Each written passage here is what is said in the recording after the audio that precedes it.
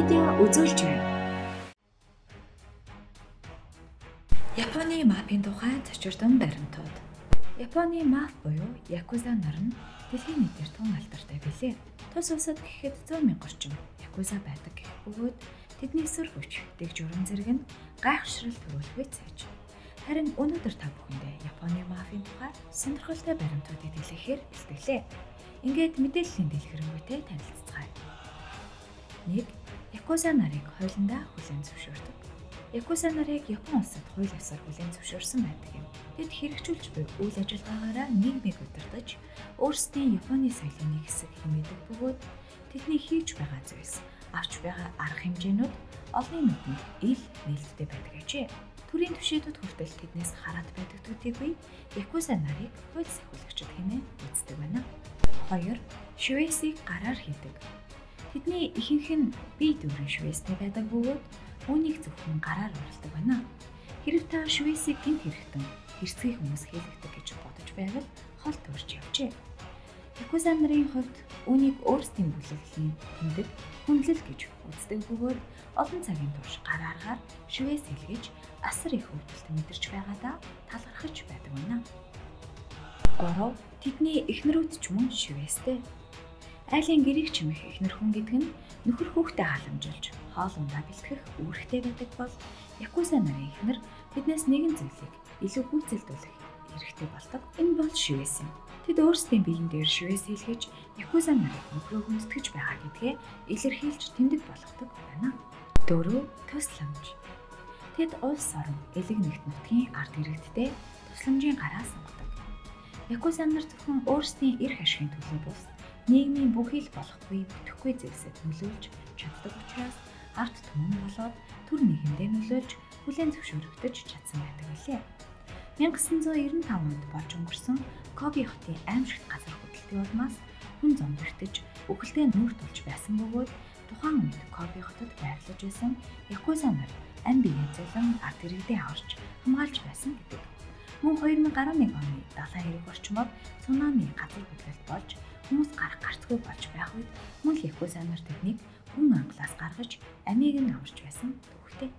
5. Тэд нэг гэр бүл. Якуза нар нь яг л гэр бүл шиг байж чаддаг бөгөөд маш хатуу дэг журмыг баримталдаг юм а. Тэд өөрсдийн дэд хүмүүстэйгээ маш хүндэлтэй харьцдаг төдийгүй тэдний төлөө амиа өгч чадахуйц зориг төвчээрийг тээж авдаг юм. Тэдийг анх гудамжинд өглөө эрен хөвтөж байхад нь сургаж Якуза болгож авдаг ба ингэснээр амь амьдралыг нь зэрэг аварч нэр хүнд ёс журамтай хүчрхэг нэгэн болгодог байна. 6. Якуза нэрний утга. Хүн бүрл Якуза гэх нэрийг дуулж сонсож явсан боловч угтаа чухам ямар утга илэрхийлж байдгийг төдийлөн сайн мэддэггүй юм. Харин энэ нь Японы уламжлалт мөрөөдөө тоглоом болох Ойче Кабугийн нэгэн нэршил ажээ. Тэд өөрсдийн нэрийг тогтоосноос хойш хаанч хинч Якуза гэх нэрийг сонссон даруйда дагчин жижигдэг болсон юм а. 7. Шийтгэл. Хэрв үнэхээр л Якуза мөн бол өөрийн өмөргийг ямагт ухамсарлаж буруу хэрэг хийвэл үүнийхээ хариуцлагыг нэр төртөө хүлээдэг байх хэрэгтэй. Тиймдээч тэд дүрм зөрчиж алдаа гаргахаас үг дуугүй хуруугаад хариулдаг байв. Үүнийг Юмбуцибэ гэж нэрлэдэг ажээ. 8. Дэлхийд томоохон байр суурь эзлэнэ. Тэднийг дэлхийн хамгийн том мафийн бүлэглэл нэмэгдэг байна. 100,000 гаруй гишүүнтэй тус бүлэглэл нь зөвхөн Япон гэлтгүй дэлхийн нийтийг хамарч эхлээд байгаа билээ. Ямагути Гоми бүлэглэл нь 6.5 тэрбум долларын хөрөнгөтэй бөгөөд жил бүр 460 сая долларыг олдог байна. Тэд ихэвчлэн хар тамхи наймаалж, хүний наймаа хийх, энтертайнмент ертөнц, хар захыг эзэмнэх гэх мэтээр хөрөнгө босгож байдаг билээ. 9. Америк руу тэлсэн нь. Якуза нарын бүлэглэл нь Азийн орнууд болон Америк руу нэгэдэлж үйл ажиллагаагаа явуулах болоод байгаа билээ. Тэд Аз, Европ, Америк дэх салбар бүлгүүдээрээ дамжуулан гэмт хэрэг зохион байгуулдаг төдийгүй Америкийн нэгдсэн улсад хар тамхи мөнгө угаах үйл ажиллагаа явуулдаг. Үүнийг олж мэдсэн Америкийн нэгдсэн улсын эрх баригчид Ямагути Гоми тэв дамнасан гэмт хэргийн бүлэгт тооцож тэдэнтэй холбоотой бүлгүүд бизнесмэнүүдийг харж ихсаалсанд оруулж байсан юм а. 10. 2020 оны Токиогийн Олимп. 2020 онд Токио хотноо 132 дахь олимпиц зохион байгуулагдахаар болоод байгаа бөгөөд үүний улмаас Японоос дор хаяж 50 тэрбум доллараар бүтээн байгуулалт хийхээр төсөв гаргаад байгаа ажээ. Харин улсынхаа бүхий л барилга байгууламж бизнесийг гартаа атхан базж байдаг Якуза нар тус төвийн орлогыг 5%-ийг нь өөрсдийн болгох гинэ. 11 бүтэц. Якуза нарын бүлэглэл ердөө эцэг хөө, ах дүү гэсэн эцгийн эрхт ёсны уламжлалаар бүрддэг. Бүлгийн тэргүүнээ шеф хэмээгээд бүгд захирагдах бөгөөд түүний дараа ахлах зөвлөх, тамгын газрын дарга, тэрүүний туслах, орлогч гэх дараалал явдаг юм а. Гишүүн бүр өөр ингэсэн дүүтэй бол дүү нар нь залуун гишүү буюу ерийн Якуза нарыг хариуцаж ажилладаг юм а.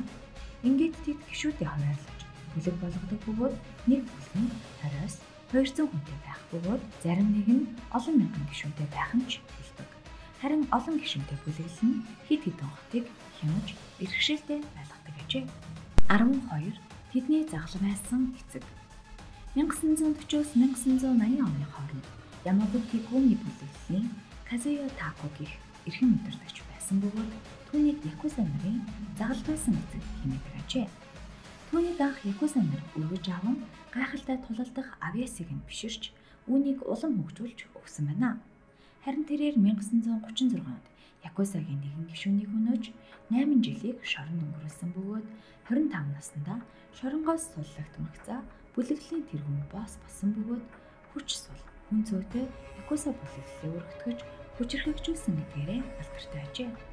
Түүний амьд хүрэхийг оролдох хүмүүс маш олон байсан бөгөөд тэрээр хүзүүндээ буудуулж байсан ч амьд үлдэж чадсан байдаг. Ямар ч ч тэрээр 1981 онд зүрхний шигтээсээр нас барсан байдаг билээ. 13 эмэгтэй хүнээр удирдуулж байсан. Якуза бол хүчирхэгдэх жолонд ирчүүдийн бүлэглэл гэдэг юм. Харин 1982 онд Казу Тако нас барсан тул тэднийг удирдах болох хүн үгүй болоход талигач удирдагчийн гэрээ Фумико тэднийг мэдээлэл авч удирдах болсон ажээ. Тэрээр эмэгтэй хүн гэхэд гайхалтай хүчирхэг сүрдмээр нэгэн байсан бөгөөд бүлэглэлийн гишүүдийн тоог нэмэгдүүлж хар тамхи наймаалах сэтлийг анх удаач өгч байжээ. Түүнээр удирдуулсан бүлэглэл нэгэнт ирчийг аван Япон улсыг тэр чигт натгаж байсан боловч бүлэглэл дотор хагарал үүсч тэд эмэгтэй хүнээр өөрсдийгөө удирдуулахыг хүсээгүй тул бослог гаргаж эргэлт хийсэн гэдэг. 14 насанд хүрэхчдийн киноны салбарыг хяндаг. Насанд хүрэхчдийн кино салбар нь Якуза нарын орлогын их усүр ажээ.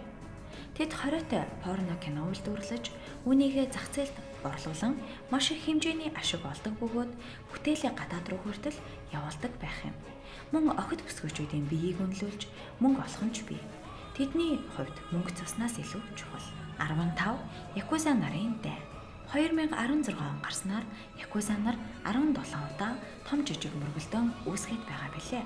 72 салбартай Ямагути гүми бүлэглэл 2 хуваагдаж Кобе Ямагути гүми гэх шинэ бүлэглэл байгуулсны улмаас ийхүү асуудал мандсан байна. Одоогоор Ямагути гүмийн 14,000 орчим гишүүнтэй бол Кобе Ямагути гүмийн 6,000 орчим гишүүнтэй бөгөөд тэдний энэхүү нэгний дарах гэсэн мөрөлдлөг цаг хугацаа өнгөрөх тусам томорч байгаа бөгөөд үүнээс үүдэн дайн гарах вэ гэхээс эрх баригчид имэж байгаамаа.